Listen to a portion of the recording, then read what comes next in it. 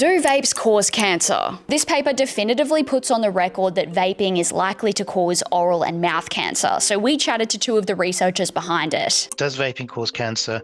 The biology stacks up that it does so. Cancer should get a mention. Previous research mostly refers to the links between vapes and burns, asthma, respiratory diseases, but it stops short of mentioning cancer. Not due to a lack of suspicion from the medical community, but due to a lack of evidence collected so far. It took about 100 years to prove the link between cigarettes and cancer, and another 50 to fully quantify the effects of smoking. Professor Stewart said instead he got a group of researchers together to have a look at what was already around. The idea of 30 years' time saying, well, we've now got the proof because of all these deaths from cancer, the community would be outraged. Why did you have to wait for their death? Altogether, the 11 researchers reviewed more than 100 pieces of evidence before making their final judgment. Professor Stewart says one case stood out to him in particular from a dentist who reported mouth cancer in a 19-year-old patient who had never smoked but who took up vaping from an early age. Case studies are where all the known